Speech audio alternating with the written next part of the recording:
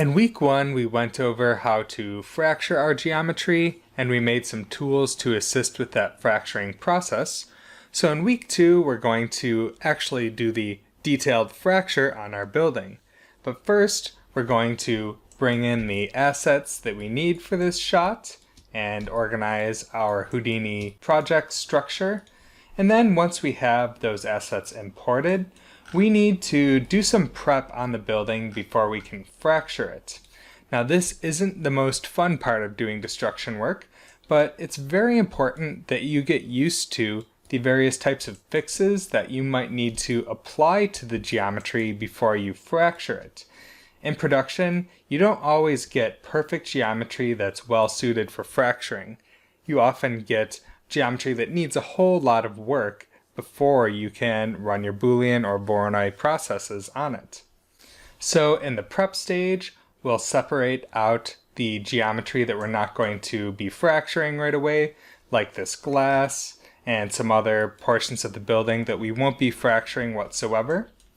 And then for the portions of the building that we are fracturing, we'll need to do some fixing on this geometry, like turning this planar interior into some 3D geometry that's more well suited for a Boolean fracture. And we'll have to do some processing on the exterior layers as well, and on these window frames. And we'll also go over some attribute fixing and cleanup as well.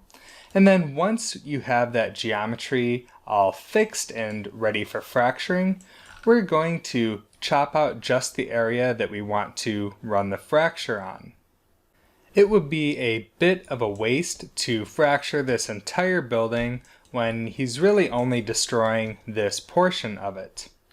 Then after we have that section carved out, we'll do a cache for the static portions of the building that we don't need to do our fracture on, and then we can move on to actually fracturing the portion that we'll be running the simulation on.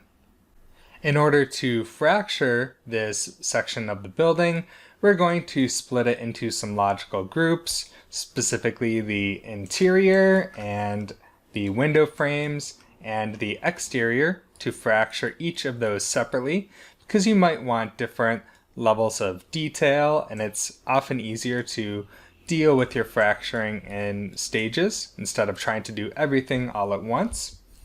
And then once you have a fracture you're happy with, you can cache it out and submit some images of this final fracture for review before we move on to simulating it next week.